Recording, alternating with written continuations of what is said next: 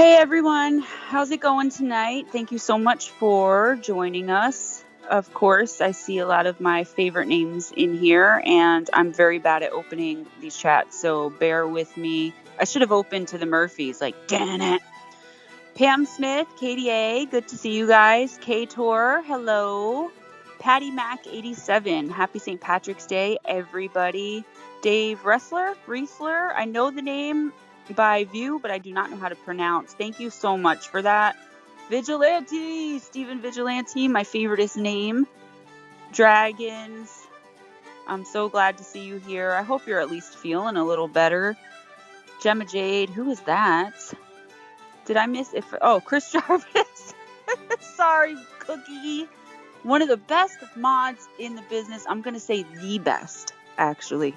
How you guys doing tonight? I hope everyone's doing really, really good and having a great St. Patrick's Day. So I'm going to bring the other half in here. Steve Stockton. Hey, did you open the show already? No, good job. I was listening to you there. How's everybody going? Yeah, Chris Jarvis, he is one of the best mods in the business, if not the best. And he's also one of the most dangerous people on YouTube, according to the Google moderator team. Katie A, good to see you with us. Dragon ZW, hope you're feeling better there, buddy. If you need us to come break you out of there, let us know. Pam Smith, good to see you. And saw a couple more up here. Just scroll through. David Wrestler, I hope I'm saying that right. Stephen Vigilante, K-Tour.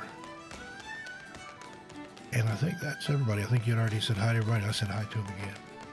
Oh, KDA, how did you do that heart? I have to know. I must know this. So what's everyone doing tonight? Dragons, I'm sorry. I know you're not doing much. Anyone else doing anything fun? Or drinking, Truth Seeker, how you doing? Drinking green beer and puking on leprechauns. Sounds like fun. I've got an interesting story to tell later. That after you know, I have a story or two I was going to tell too. If you guys don't mind and you don't have anything else you want to talk about, obviously talk as you would in the chat, and I'll definitely, and I'm sure Steve will definitely keep responding. But why don't we go ahead, Steve, and get started with the crazy or spooky St. Pat stories? Do you want to open it up? Yeah, I'll go ahead. Mine's not that spooky, really. I forgot to open mine up, so you're going to need to start this. Okay. Yeah, if you've got any questions or anything in the chat, pop them in there. We'll be happy to interact with you. Mine's a silly story, and it's 100% true. Those are all my stories that I tell, my personal experiences. I was living in Las Vegas. This has been a few years ago. I've been here in Portland about 8 years, I think. I was working in Las Vegas, and on St. Patrick's Day, there's an Irish pub at the Rio, and they had hired some little people to come in and portray leprechauns for St. Patrick's Day. Well, I was in the back in one of the employee areas. This was down in the basement, and I come around the corner, and there's a unicorn, or not a unicorn, leprechaun standing there. And he's like looking around. He's very inebriated, and I'm like, "Can I help you?" And he's like, he's trying to find the bathroom. He needed to go to the bathroom really bad. So my directions to the bathroom involved the directions to the elevator, because he had to get on the elevator to go upstairs to go to the area in the employee section where the bathrooms were on the next floor up. And while I'm gesticulating and pointing and describing everything, I turned back around to him to see if he had been listening to my directions and taking it all in. And he's peeing in the corner. So I said, or you can just pee right there. Now, at the same function, they had a little person who was a female dressed as a leprechaun, and they had her jump out of a cake. Have you always heard about that at parties where they have a stripper jump out of a cake? Well, she wasn't a stripper. She was just a leprechaun. But then she got into the green beer because it was free green beer on the house as long as it lasted. And she drank a whole lot of beer. And I guess, little person, it doesn't take a whole lot to get you wound up. And after she drank all this beer, she ate a bunch of the cake. And then she threw up all over the dance floor. And I thought, that's only in Vegas. We go to a party where somebody jumps out of the cake, and then a few minutes later, the cake jumps out of them. Oh, So that that's a couple of my St. Patrick's Day experiences in Las who Vegas. hasn't drank until they peed in a corner though? I mean, no, just me, just me.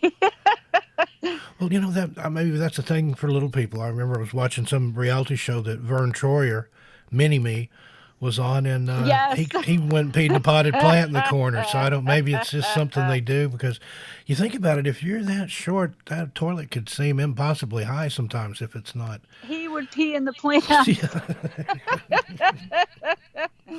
I remember that definitely. I definitely remember that. So if we have any little people in the audience, let us know what that's all about.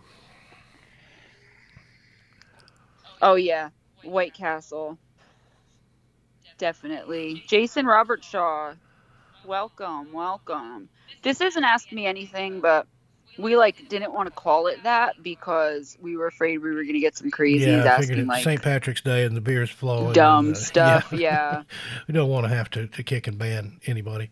Truth Seeker says they're sober and still pee in the corners. So right on. That sounds like my kind of party, Truth Seeker. Call me. No, I'm just kidding. Took a dark turn here into the peeing in corners and things. That was unintentional. I thought I would just tell a little anecdotal story and then. So let's see. What do you got? I'm trying to pull mine up. Give me a minute. Already derailed the stream here with my pee stories. Unless they want to hear another pee story, I've got more. When I was really small, my dad worked for the U.S. Department of Energy back then it was the Atomic Energy Commission at Oak Ridge National Laboratory. He was a scientist out there at the National Lab. That's where he and my mom met working on the Manhattan Project. They helped build the atomic bomb together. Well, I remember I was probably all of 3, maybe 4, and I was watching the evening news with Walter Cronkite, and they're talking about all the stuff that was going on in Vietnam. This was at the time of the height of the Vietnam War. Would have been in the 67, something like that, 68. And I thought, man, that's just so bad. And I knew what my dad did had to do with the war. So I decided to, in the spirit of the hippies that they were talking about on the TV and protesting the war, I thought I'll do my own protest. So I peed in my dad's work boots. Down with the man. But I found out that the fastest way to bring the war machine down on your head is to pee in its work boots because I got a spanking for that one. You guys are too much. My research on the missing footwear is going pretty good, but it's always going to be kind of, theory and guess because we don't know, and a lot of people don't understand that. And I get people questioning me the accuracy of my scripts and my reporting, and I'm like, listen, we're dealing with the unknown. There is not. I can only be so accurate. So I pulled this one up, and my grandmother used to speak Irish Gaelic, like the old kind, and I remember she taught me when I was very little, but I do not have it in me anymore. I mean, I can text it, I can write it, but I cannot pronounce it. But I pulled this up because it translates to fairy lover in Scottish Gaelic. So I'm going to just say it and Americanize it, and all my Irish people, I'm so sorry. Leanan Sidhe, okay? So I'm going to just try to stick with fairy lover. And what it is, it's a figure from Irish folklore. Most of the time, 99% of the time, it's a beautiful woman of the people of the Barrows. And what she does is she takes a human lover.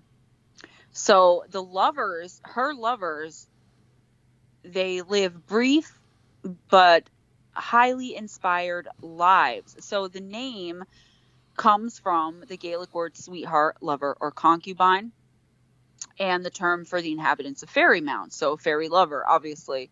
So she's most often depicted as a female fairy, but there's at least one reference to a male troubling a mortal woman. So what it basically is, first of all, the spirit is almost vampiric. And let's see. W.B. Yeats did like a newly ancient version, and he made it more vampiric. So what it is that she's a muse who offers inspiration to some kind of artist, whether it be a painter or an actor or an actress or a YouTuber, I guess, in exchange for their love and devotion. But the affair, because it's supernatural, leads them to madness and eventual death. So most of the time, it's the young men that she goes after, and they live very, very brief lives, but they leave behind a really awesome legacy. So it says here, the fairy mistress seeks the love of mortals. If they refuse, she must be their slave. If they consent, they are hers and can only escape by finding another to take their place. The fairy lives on their life and they waste away. So the fairy is basically a soul vampire. Death is no escape from her. She is the Gaelic muse, for she gives inspiration to those she persecutes. The Gaelic poets die young, for she is restless and will not let them remain long on earth. She is a malignant phantom. So she has to be, right, that incredibly beautiful for, like, if you could possibly say no to her, then she has to be your slave. So this chick has definitely got it going on, I guess, because she's that confident that nobody's going to say no to her. Are you kidding me? It's St. Patrick's Day? Happy St. Patrick's Day. Welcome. Rick Brab, how you doing? Happy St. Patrick's Day indeed. So that wasn't really a story. I'm having trouble finding where I put my short stories, but that is a not scary, but kind of creepy Irish legend for you there. Yeah. Okay. Well, I'll just follow in that vein then until you find something else. Yeah, there you go. Do something else. And I'm sure everyone has heard of this next one. It's a banshee. Yes. Spelled a little bit different in Gaelic. I won't even attempt the pronunciation. Known culturally as the Woman of Death. It is said that if you hear her wailing and shrieking, that there will soon be a death of someone you know, could even be you. She cries to warn the family of upcoming death. Now, I've heard these stories about the banshee. Even saw one time where somebody had taken, they had heard the banshee as well and managed to notate it out like on sheet music as to what it sounded like. And oh my gosh. I could read music a little bit, but I was afraid to play it. I didn't want to cause anybody in my family to die. The banshee always scared me when I was little. Like I said, my grandma would always tell the tales, when we knew like someone was terminal, like in our family or one of her friends was terminal, she would claim to, have heard, the banshee, or the person was going to hear the banshee. And I realized as I'm older, because I was always like, wow, how did grandma do that? She must have really heard the banshee. But now I realize the person was terminal and we all knew they were going to go. So. But even then, a lot of times dogs will bark. I know, like, several of my family members, right before they died, the dogs would howl and things. So I don't know if it's, coincidence. It seems to happen too often, or it did in my family, for it to be coincidence. We had some other things that happened too. That calendar falling off the wall, that happened.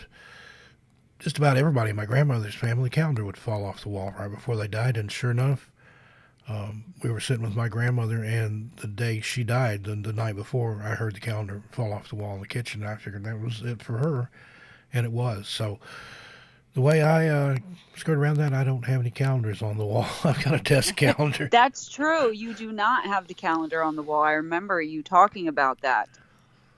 So I don't want to know.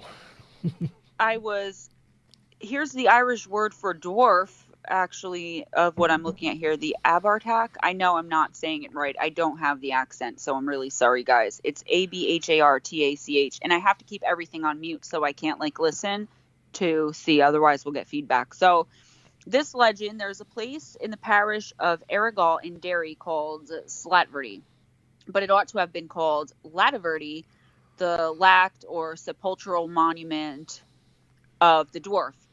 This dwarf was a magician and a dreadful tyrant, and after having perpetuated great cruelties on the people, he was at last vanquished and slain by a neighboring chieftain. He was buried in standing posture, but the very next day he appeared in his old haunts, more cruel and vigorous than ever. So this is the Irish vampire. And the chief slew him a second time and buried him as before, but again he escaped from the grave and spread terror through the whole country. The chief then consulted a druid, and according to his directions, he slew the dwarf a third time and buried him in the same place with his head downwards, which subdued his magical power so that he never again appeared on earth. The lapt raised over the dwarf is still there, and you may hear the legend with much detail from the natives of the place, one of whom told it to me, and that was from Joyce on the origin and history of Irish names and places. How about you guys? You guys have any funny or scary St. Pat's stories or any questions for us? It's like Dragon ZW is in the midst of telling one there that sounds interesting. Let's see it. While I'm waiting for him to finish, I'll go into the next one here. The Puka, P-O-O-K-A, just like it sounds, or in the Gaelic, P-U-C-A with an accent mark over the U. They're kind of the Irish version of skinwalkers. They're shapeshifters, shape changers, that are some of the most feared creatures in Irish folklore. They were said to bring bad luck to those who saw them and were particularly feared around times of harvest. They often frequented the form of a wild dog with red sulphurous eyes, but could also take the form of a goblin or a human with animal features.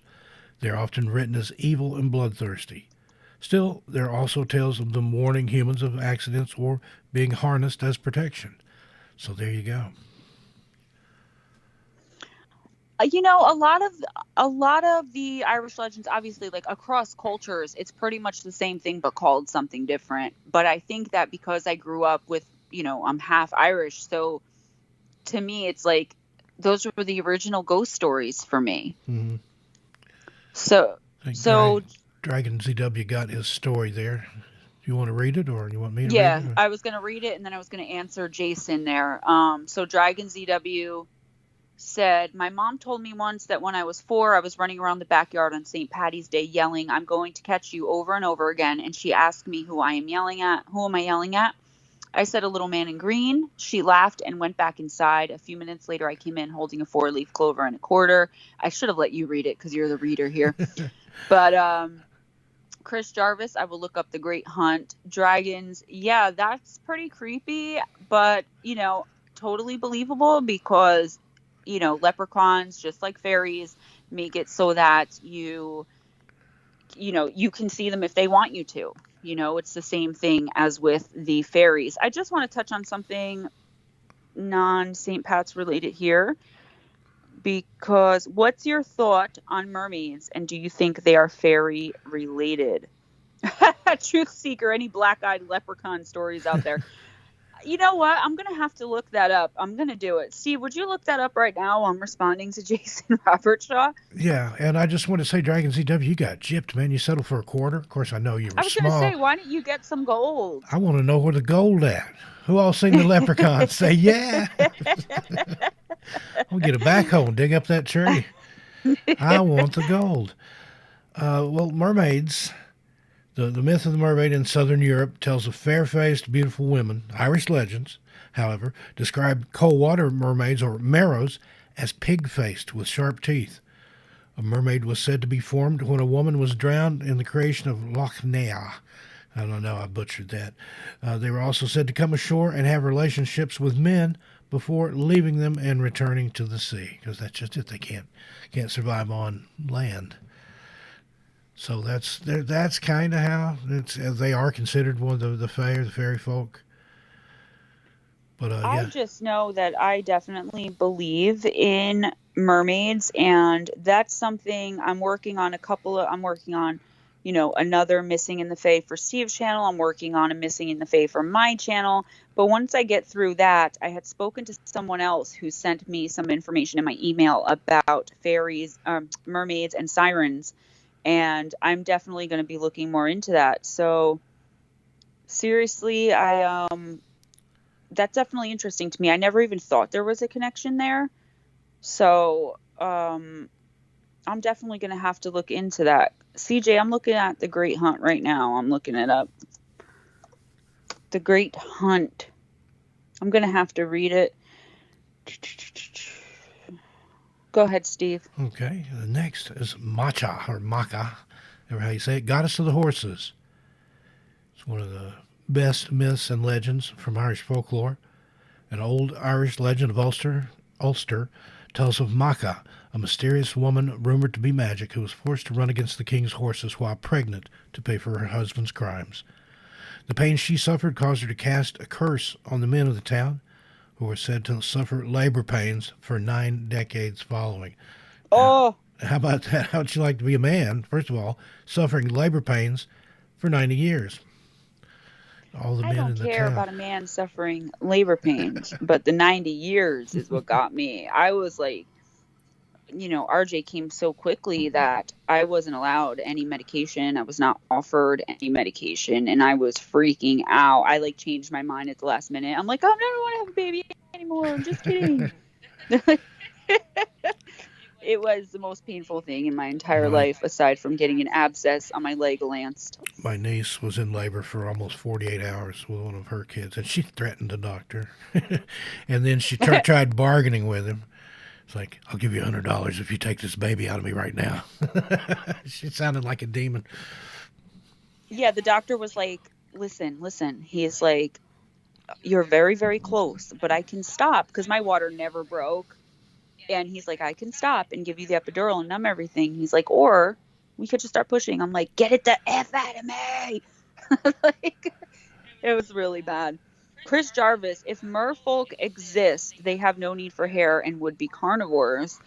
Yeah, I think, I still love the idea. I think it's being a Pisces too, of Ariel the mermaid, I think in Little Mermaid. But the more I get into paranormal and the supernatural and things like that, I really start questioning. That's what one of the first things I said is in the Missing in the Fae part. I think I said it in parts 1 and 2 that we need to get over our ideas of what we were taught as children of the beautiful tiny little fairy darting around the room, sprinkling us with pixie dust and being super friendly. And I said that in both episodes of that. And the reason is because I now know better. So I know that when I start looking into mermaids and sirens, I will probably change my mind about Ariel the mermaid as well. Yeah, all that stuff that's been Disneyfied. Disneyfied, yes. None of it's really that way when you go back and look at. I mean, even like Snow White and all that stuff. If you go back and look at the original Brothers Grimm stories in the German, they're hideous. I mean, they're very violent and.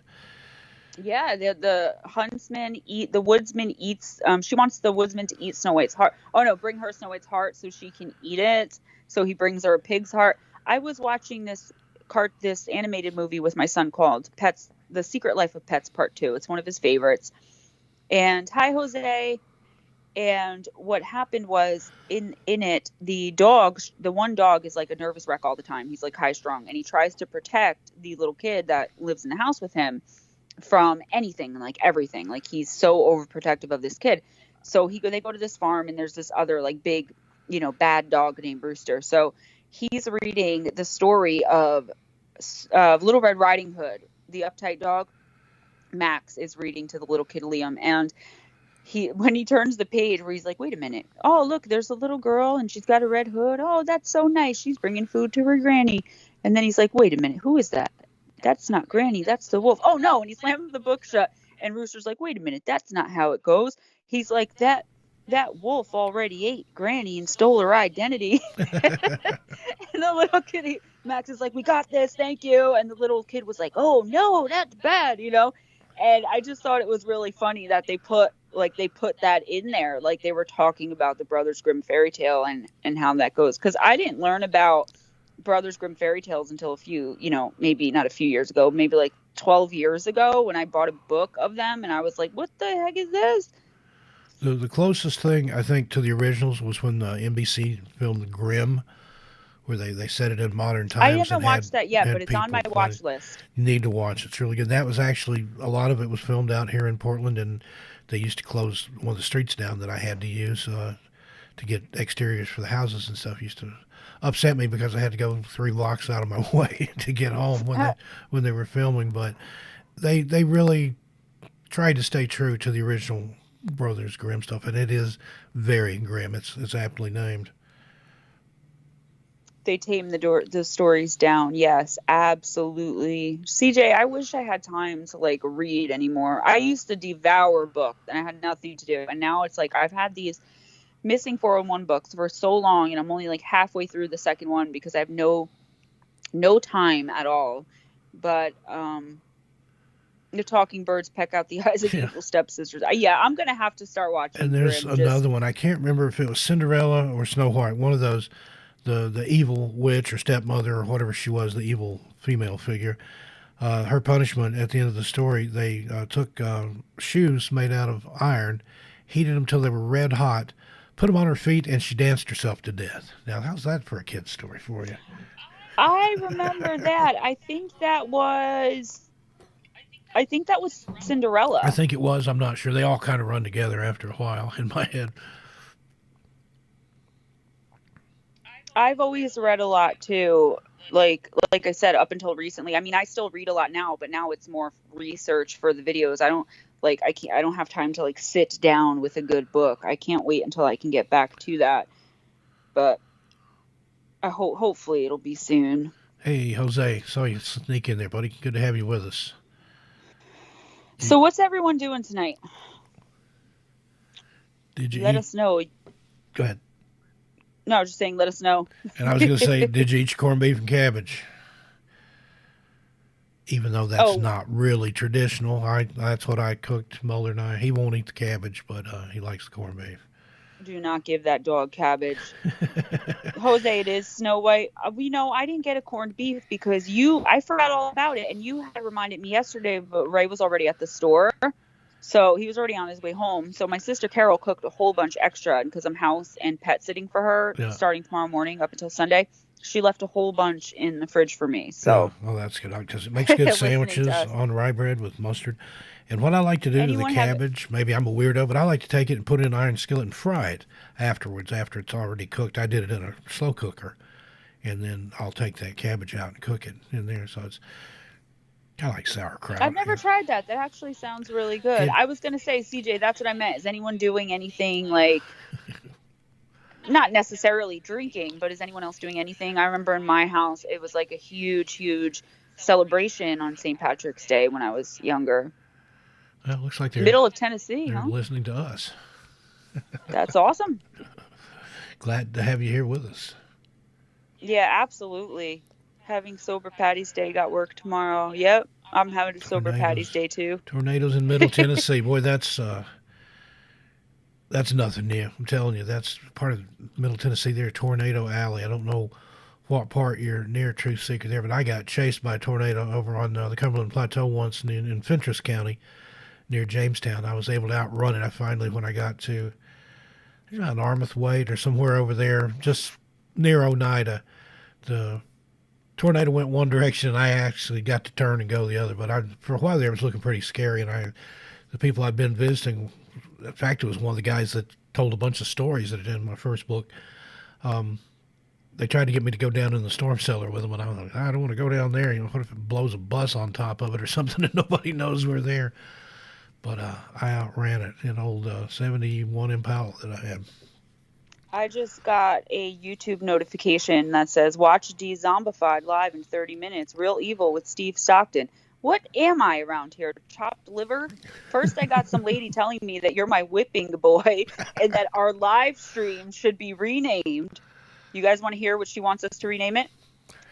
Gemma talks about all of her projects and ideas nonstop while 56 others sit and listen.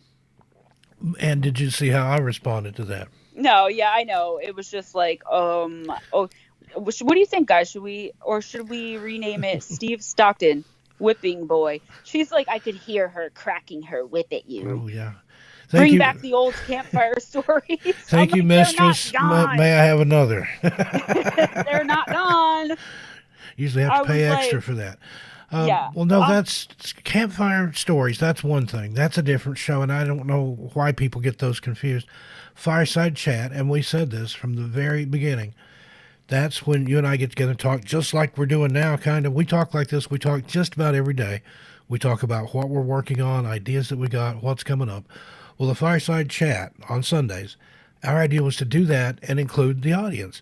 So not only we're bouncing ideas off each other, we're bouncing ideas off you, seeing what people like to hear or are interested in, so we can formulate what we're going to do next. So I thought it added a little personal thing there for the audience, but I don't know. People get confused. There's no stories here. Tell stories. Yeah, and it was like, I'm like, first of all, the Campfire Stories is still there. It's on Fridays, but little does she know when she checks back, I'm doing it with him this Friday. So haha. And another thing is just like, and then someone else underneath, like, exactly every time Steve talked, she opened her mouth and interrupted him. I'm like, oh my God. I'm like, you guys are freaking me. And I said, but you know what I noticed? What I really noticed is that anytime someone comes at me with something, like, I try not to respond, but sometimes the things just don't make any sense. And I'm like, what are you people talking about? So I'll go back and I'll say something really polite, but like, so they know, like, I'm not going to take your crap. So I go back, but every single time I go back and say something, nobody ever says anything back. They just stop talking, and that drives me nuts. Because you It's put like, them in no, their place I'm here now. so well Say the it first to my time. face. Pam Smith, I think she's got I it know. right. She's got the right idea there. So, envy. Well, that's what I Green felt. envy. I felt like saying, like, most times people try to at least find something legitimate to complain about me with. She's like, Gemma needs to turn down her volume like 9 notches. And I'm sitting there and I'm like, man, like, your jealousy is showing. And I'm not like cocky or conceited in any way. Like, that's the reason this stuff bothers me. It's because I'm a pretty insecure person. But it's like, that was so blatantly, like, I would be embarrassed to put something like that on someone's YouTube. And have you ever noticed, usually the ones that are the most vocal, if you look at their channels, they're either non-existent or they have, like, a dozen subscribers or something like that. The armchair quarterbacks, well, you should do this and you should try that. And somebody the other day said, you should get a pop filter for your microphone, Steve. I've got 3, okay? I've got different ones on here. I don't have them all on at once, but I've got different pop filters depending on what I'm doing, what I'm recording. I know what I'm doing, okay? I've got enough stuff in here. I could record an album of who knows what. I do music. Yeah, I've got synthesizers. I've got drum machines. And on that side of the room and on this side of the room, I've got a mixer. I've got an Allen and Heath 24-channel mixer in here. I can do a lot of stuff. I kind of know what I'm doing. I kind of expected that, once I got more people listening to me, it's like, okay, I don't expect everyone to like me. Obviously, that's not possible. But, have a little bit of dignity in your comments, Yeah. Well, and I don't have any problem with constructive criticism. But so far, a lot of it's not that constructive. But I don't mind. I laugh at a lot of it. And, if that makes somebody's day to come in and tell me what's what, well, there you go. Oh, CJ, thank you. Pam, thank you. You guys are awesome. I wasn't bringing it up for that, but I do appreciate it. I was bringing it up because it's like still bothering me, and I know that's exactly what she wanted. And that's what I said in the comments, and let her refute this when I said, Gemma is here because I want her here. I mean, that's the end of the story right there. And it was funny because she's like, old format, please. And it's like, oh my gosh, this person wants old format, even though everyone else likes it. Well, we better change it. We better change it immediately.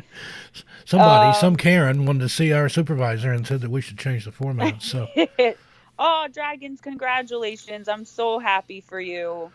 All right. Glad you're getting out. We were going to come bust you out, buddy, if it needed it. But Fast and Furious style. Vroom, vroom. Yeah, the loudest mouth in the room is usually the smallest. My voice, yes, isn't that the absolutely. Truth? I don't know. Sometimes I'm pretty loud-mouthed. I get loud. I like to talk. You are not mean, though. I mean, this woman was obnoxious. If you don't like me, just don't come into my live stream. Well, that's the way I look at it. There was that one lady. She was like, she goes, when we did that live stream for Fireside Chat, the one where I was like on video and I was like vaping and everyone thought I was playing the harmonica, some lady comes in and her name was actually Karen, guys. If my name was Karen, I would be the nicest MFer you'd ever want to meet. But her name was Karen, and she's like, I can't because your guest is vaping on screen and can't sit still. And I'm like, you don't even know. Like, you don't even know what you're talking about. I'm not a guest. Not a guest. And I'm 38 years old. Okay, it's perfectly legal. But that's why I don't go on screen anymore, because I do have a hard time sitting still. Well, because I'm why trying that to you were read the chat. holding I'm you were trying to holding your hold. phone. Right. And I use Skype on my phone to do this for right now. I mean, I'm setting everything up on my new laptop, but at that time I did not have it. Yeah. So I was trying to type in the chat, vape, look up research, and talk on the phone. So I was moving. But yeah, you know, if my name was Karen, I'd be a little nicer. And you know what's funny is that my dad wanted to name me Karen too. And my mom was like, no, no, no. Not that it's a bad name. It does get a bad rap, you know, Yeah, like now. It does here lately. Unfortunately, it gets a bad rap. So Wow, 2 weeks in the hospital. I bet you are ready to get out of there, buddy. yeah, forget that mess. I really hope you feel better. I'm so glad you're going home tomorrow. I've never been in the hospital except to have my kids, and one time I called an ex. I was drinking. I was really drunk. I was like 25 years old, and I called an ex and I was like, "Hey, can you take a cab to the bar and drive, you know, my truck home?" And he was like, "Yeah, sure." And he comes to the bar and we're driving home, and I'm like dancing and singing in the car, and then I look up and I'm like, "Oh my God, what are you doing?" And he's like, "I don't know, I'm drunker than you." And he hits a tree in the middle of a park doing 80 miles an hour. Jesus. And he's like, "Buckle your seatbelt." So as I turned to buckle my seatbelt, the airbag popped out and shattered my pelvis. Oh man. He tried to pull me into the driver's seat. Tell him That's you were why driving. that's why he died of an aneurysm at 34, because he was a bad person. But yeah, that's the only other time I've ever been in the hospital, and that was like a week long. And I didn't have insurance at the time, so they just put me on a stretcher, brought me home, laid me in my bed, put a bottle of Vicodin in my hand, and were like, "Bye." I'm like, and that's how my whole addiction started. I think I might go back on screen. I was going to do it tonight, but I just didn't feel like getting made up or anything like that. And we've got some stuff coming up that's going to allow for plenty of screen time, and not just Gemma. That's all I'm going to say. Yep, we're working on it. We're working on it. You don't get to you don't have your own clothes there. Oh my Depends God. on how they took him in. A friend of mine had to go to the hospital for something. He was on a bicycle wreck or something, and they cut his clothes off in the ambulance. And then I think they threw his underwear away or something. All he had was that little hospital gown, and Oh my gosh. he tied it around his waist and got a cab home. He goes, "I usually get a bad foot infection every 2 or 3 years. Most of the time it's 4 to 8 weeks in the hospital. Do you have diabetes or something? What's the I would go nuts. I would go insane." I had my appendix out when I was a senior in high school. I went to school Monday, got sick, left early, went into surgery that afternoon. My aunt came, took me to the hospital because my parents were out of town. And I was back in school by Friday. I think I spent like 2 days in the hospital with an appendectomy. But it slowed me down a little bit. But I'd gone all 3 previous years. I got my freshman, sophomore, and junior years and had missed a day. And this was like 2 weeks before graduation, senior year, and I missed 3 days, I think. Monday, Tuesday, Wednesday, Thursday. Yeah. Missed Tuesday, Wednesday, Thursday, and then I was back in school on Friday. Ain't no shame in sweats, dragons. I live in sweats. I usually film from the waist up, and you guys can see like my shirts, which a lot of you always are commenting about how you like my shirts. If you only knew, like I have like crazy pajama I could tell pants you some in the stories. summer. In the summer, I would film in a t-shirt and underwear because it gets so hot. And I would be so nervous with the camera because I was so new at it. But now, most of the time, I've got on like hot pink house slippers and like some crazy colored like pajama bottoms. And then as soon as I'm done filming, I just take the shirt off and throw back on my dirty like pajama t-shirt because I never leave the house. I hardly ever leave the house. It's the same here. And then I've done, you'd be surprised at the number of shows that I've done in my underwear or less.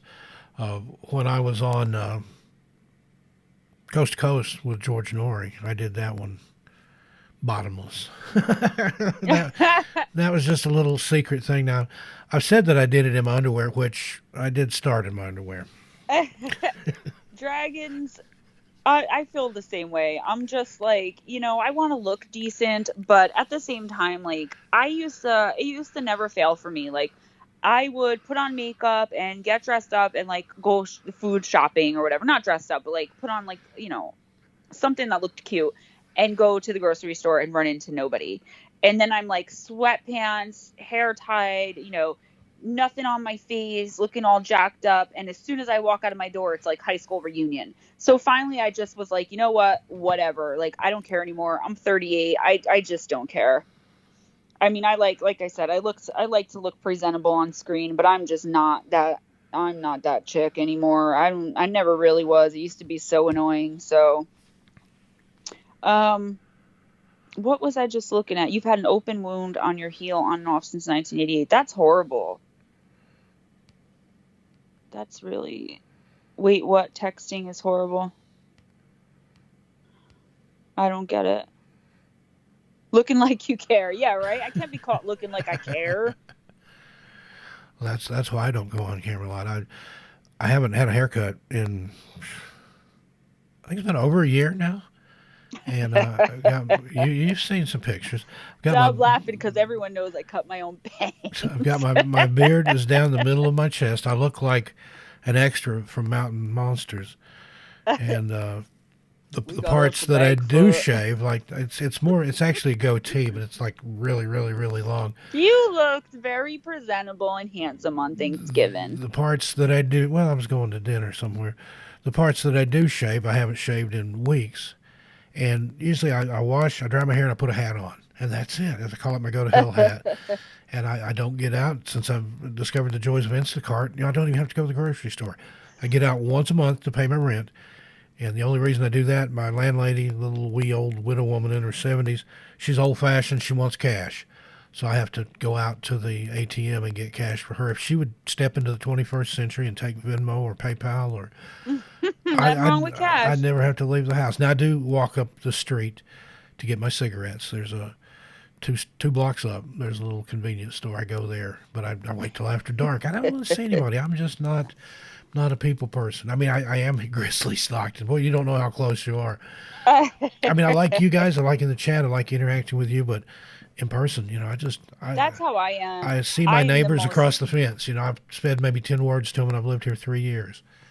Yep, same here. I am the most awkward and uncomfortable person in like face-to-face interactions. That had a lot to do with like, the isolating that I've done for so many years, and then I just don't get out now. But I used to be like this crazy social butterfly, and like it just got like there was always some drama attached to it, or anytime I would like think I was getting close to someone, there would always be some crazy stuff going on. So I got like really messed up from that and just started like really isolating. And I've figured out that I'm kind of happier not having so many people like physically in my life. Mm-hmm. But I absolutely love YouTube. I think about some of you guys throughout the week. Like I'll be sitting there like, oh, I wonder what CJ's doing, or I'll go back through the chat like, how's Dragons doing? A lot of you you guys I think about. Oh yeah, John, you haven't seen me in how long? And you know what? Jack DiBenedetto goes, hell yeah, you're awkward. I was very awkward as a kid too, but there was like a time there, and from like my late teens to like when I was like 27, where I was just like a total social butterfly. But Jack knew me well enough that he knew like the real me and how actually awkward and weird I was. David Fortner, welcome. Thanks for joining us. I don't remember what I was going to say. Yeah, I'm just not a people person. I prefer my own company to that of others, as sad as that is. I mean, there are a few people. And these people on YouTube, you're my family. I have several streams a day. I do the Morning Chill show, and then I sit in the chat for Dave Scott's Spaced Out Radio because I engineer the simulcast feed for that for KPNL. And then I have Ghost Stories at midnight. I've done that for 41 nights in a row now, 42 tonight. You guys are my family. I don't really have any family. I've got an adult daughter, but she's off doing her own thing. We talk a little bit every now and then. She's off adulting. Yeah, off doing adult things. And my other immediate family, my parents, and I had one older brother, they've all passed away. So, it's just me and Mulder, basically. And that's why I like having my YouTube family here. Plus, I mean, I have. you guys don't show up unannounced, and if I want you to go away, I can just turn the computer off. So. That's the great thing about my family is nobody shows up unannounced. Like we were just not like that. And I have some family, but I had a really long time where I did not talk to any family by choice because of what I was doing in my life. But they're back now, like my sister, my mom, but my dad, of course, but for the most part, like I don't see them that often. I see my sister more than anyone else, but my mom, my stepfather are kind of have some health problems. So with COVID, they don't really leave their house to come down this way, and they live down the shore, so they live like 3.5 hours away from me.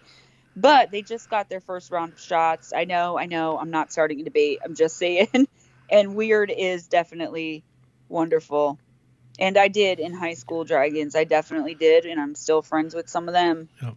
And that was me. I hung out with the punk rockers, the stoners, the metalhead kids, because they didn't care. They weren't judgmental. They would accept anybody. And I wasn't really Exactly. a part of any of those cliques either. I was like an outsider among the outsiders. I was a real misfit. But like I said, those people, they didn't care what you did or it wasn't, all this other little high school drama and stuff. So that was the kids I chose to hang out with. And it was entertaining, especially some of those stoner kids and the punk rockers and the goth kids. They were a lot of fun too. Night, Paul. I'm on the East Coast too. I don't know really what that means, but good night. Have a good evening. And Yeah, after have a good here, evening. Stay safe. we're going to be over on Zombified for Real Evil show that they've asked me to host over there, and of course I dragged Gemma along with me. But I'm in. she's more than willing. We're going to go talk Real Evil. Tonight's topic: Can a person be born evil? Listen in and find out. That's coming up at 8 o'clock Eastern Time on Zombified. I'll put a link in the chat I have before it's been time to go over there. watching Soul. Sorry. Yeah, link in the chat before it's time to go. I apologize. I was just thinking to myself how awesome what I've been watching lately about the studies that have been done to see if people are, actually born evil. And I mean, it's really in its infancy now, the major studies that I've been watching, but I mean, man, it is so interesting. I wish I could remember the name of the documentary that I was watching the other day. I'll have to let you guys know what it was on Sunday. It was so incredibly interesting. I think it was on the HBO app, the HBO streaming, whatever, the HBO app for my Fire Stick. Night, Dave. Yeah, family really is the worst sometimes. They're the best sometimes and the worst sometimes. And, it all depends. It really all depends. I know there are people in my family that'll be like, oh, can't stand her. Yeah, But well, my niece and I, we're kind of the black sheep of the family. Of course, my brother was a church pastor, so she's typical preacher's daughter, always in trouble, always doing something. But when the shit hits the fan, she or I were the first two that people would call if they were in trouble and needed something. And that's usually the way it goes to the black sheep. They don't want anything to do with you unless something happens that they can't handle. And then it's like, and oh, that's the truth. get Steve and Angie on the phone. Yeah, they do that to my dad all the time. People will be like, "Hey, let me get you. Can I have your dad's number?" And I'm like, "Yeah, what do you need? Like, any other time." He's like, "Not worth your time." People are born evil. You know what? I'm still not sure, David. I'm really not sure. And, I keep seeing one side that's like, yes, they're born evil. And then I'm like, oh, yeah, definitely. I definitely agree. And then I see another side that's just as compelling that they're not. And I'm like, oh, my goodness. And then I see the side that says it's a combination. So it's nature, then no, it's nurture, then it's both. And I'm just like, I keep switching back and forth. It's also compelling me learning about the mind and like doing it through serial killers, which is what we're going to be talking about on Zombified tonight. Also, I think is some child killers, some killer children, not child killers. I'm the black sheep, evil one of the family. Yeah, me too. Definitely. I would definitely say I'm the black sheep of my family, but what I tell people when they have something to say about how I'm living my life, I tell them, you're looking a little gray yourself. You're not as white as you think you are. So, and that's what makes them mad about me because I really don't like to bite my tongue. As I get older, I've learned to pick my battles. Like, I just won't deal with anyone. I just won't talk to someone for you. I don't.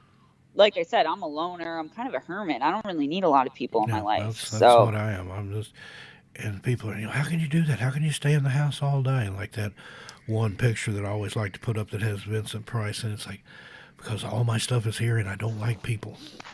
I can't. I've got yep. enough stuff to amuse myself between the synthesizer collection. I've got guitars. I've got art supplies. I've got over 1,000 books on one of my Kindles. And I've got 3 Kindles and then a bunch of analog books, I like to call them actual books. I could read, I could paint. Just For finish the that last thought. couple minutes, I got something that I want to read that I found that I thought would be a little bit cool. So I have here, and I'm a pretty fast reader, so I'll make sure 15 lucky things you probably didn't know about leprechauns. Now, I don't know if these are lucky things, but here's 15 things. One, leprechauns are fairies, which we just talked about, so I could skip over that. Two, there aren't any female leprechauns. As a way of explaining why there is no record of female leprechauns and therefore no way to procreate in the traditional sense, some sources claim leprechauns are the unwanted children of the fairy community. As a result, leprechauns are described as grouchy, untrusting, and solitary creatures. So they're the black sheep. Yep. There's a leprechaun colony in Portland, Oregon. Hmm. After noticing a small circular hole in concrete where a light pole was meant to be, a journalist named Dick Fagan took it upon himself to make use of it. After adding flowers and a tiny sign that proclaimed it the world's smallest park, he began to write stories about the spot in a newspaper column where he detailed the adventures of a small leprechaun colony led by a leader that only the journalists could see. The modest garden called Mills End Park became an official city park on St. Patrick's Day, 1976. Over the years, contributors have added miniature additions like a swimming pool complete with diving board. Leprechaun means small body. Leprechaun is believed to be a variation of the Middle Irish word I cannot pronounce, which means small, and corp, meaning body. 5. Sometimes leprechauns are red. Although the Little Irishmen are now synonymous with the color green, they weren't always. Early accounts of leprechauns describe them as wearing red and sporting a variety of hats, often cornered. 6. Leprechauns have a troublesome cousin called the Chloricon. Also sporting red is the rambunctious Chloricon, a mythical creature that shares many characteristics with the leprechaun. These beings are always described as drunk and surly, so not so different from the leprechaun. They are often seen in stories riding animals at night or clearing out wine cellars, entire wine cellars. Some accounts explain these troublemakers as the night form of leprechauns. After a hard day's work, the bearded fairies get so tipsy they become an entirely different species. Other stories describe them as a close relative to the leprechaun. I like the drunk story better. Yep. 7. Leprechauns are the bankers and cobblers of the fairy world. Leprechauns are known for their money, and there's apparently a lot of it in the cobbling business. Since they spend most of their time alone, the tiny green men pour all of their energy into crafting shoes. They're said to always have a hammer and shoe in hand. According to legend, you can hear them coming by the telltale tapping sound they make. While some stories attribute the leprechaun's wealth to the fine shoes they make, others say they protect the treasure of the entire fairy world. One tale says leprechauns act like bankers to make sure the frivolous fairies don't spend all their gems in one place. Leprechauns are sneaky. Wherever there are leprechauns, there are stories of people trying to steal their gold. The rule is, if you're lucky enough to catch a leprechaun, you can never take your eyes off him or he'll disappear. In one tale, a man managed to catch a leprechaun and force the fairy to divulge the secret location of his treasure. The leprechaun reluctantly pointed to a tree. Delighted, the man tied a red bandana around the branch and ran home to get a shovel. When he returned, he was dismayed to find all the trees were sporting the same red scarf. 9. But leprechauns can be generous if you're kind to them. Constantly being chased for one's gold or cereal can take any toll on the fairy's demeanor. Can take a toll on any fairy's demeanor. As a result, leprechauns are distrustful and secretive. This attitude doesn't mean they won't loosen the purse strings if touched by a bit of kindness. And we talked about this in the Fae 1-1 Part 2, the Missing in the Fae Part 2. One legend mentions a down-on-his-luck nobleman who offered a leprechaun a ride on his horse, and in return, the man returned to his crumbling castle to find it filled to the ceiling with gold. Someone claims to have found the remains of an actual leprechaun. In 1989, a local businessman in Carlingford, Ireland, claimed to have found evidence of a real leprechaun on a mountain called Slieve Foy. He said that after hearing a scream near the wishing well, he found bones, a tiny suit, and gold coins near the scorched earth. The evidence is now displayed behind a glass case for visitors to come and see. Leprechauns are protected under European law. Apparently, there are 236 leprechauns that still live in the caverns of Slieve Foy. In 2009, the EU granted heritage status. Oh, Europe granted heritage status to the remaining wee people. They now have their own protected sanctuary nestled in the mountain. The directive also protects the animals and flora in the area to help keep the biodiversity of the safe land. I'm going to skip some of these. Leprechauns might have a divine heritage. Some sources say leprechauns are derivations of the Irish deity Lu, god of the sun and of arts and crafts. Oh, the sun and arts and crafts. Okay. After the rise of Christianity, his importance was diminished and he was demoted to a shoemaking folklore character known as Lou Cromain. You can make your own leprechaun trap. I think that's awesome. Wait a minute. You can make your own leprechaun trap. I tried it when I was a kid, but I didn't catch anything. I am going to definitely look into that. One more. You can pretend to be a leprechaun for a good cause. In March, there are marathons all over the country that encourage the participants to dress like leprechauns. The festive runners help raise money for charity while getting in the St. Patty's Day spirit. And that's all the time we have, because we have to go over to Dezombified, guys. Good night, everyone, unless you're going to be coming to the next one. Yeah, I put the link in the chat there. It says Gemma Jade, but I'm running the stream from behind the scenes here, so I put that in there. But yeah, join us over He on has all my Dezombified. infos. And yeah, I'm gonna blackmail. I'm gonna steal your identity. Chris Jarvis, as far as not following the herd and being too blunt, I was told I'm too like provocative, with the way I speak, like provoking people, not provocative, like sexy. I definitely agree. So we'll see you guys on over there then. Listen, everyone who came over here to watch, all of, you're mostly regulars. I really appreciate it. I definitely need more of these on my channel. So thank you so much for coming in. 18 watching, 13 likes. So be sure to smack the like button, please. There was a BEK that must have come in and disliked. I'm trying to figure out who that is. I know it's somebody from my Facebook. Like, so share, 13 and subscribe. BEKs. Oh no, that's the subs. Never mind. I was gonna say 13 BEKs got into a house, but that's if you sub to my channel. If you're not subbed to my channel, go on over and do it. And it's 8 o'clock, or 8 o'clock here. So we'll see you guys at Dezombified. We're headed over to Dezombified. I love you all. Thank you so much. Thanks for joining us tonight, and we'll see you over there. And we'll probably do another one of these real soon if Gemma wants to. Definitely want to do 1,000 subscriber live stream, so look for that coming up. All right, we'll see you over on the Zombified channel. Then I'll be engineering Spaced Out Radio at 9 p.m. Pacific, and then midnight, Ghost Stories at midnight. That's midnight Pacific on 13 past midnight. A lot of midnights there. But once again, thanks everybody. I'm going to play us out here. Happy St. Patrick's Day to you, Gemma, and to all our audience here. Thanks for letting me be a part of it.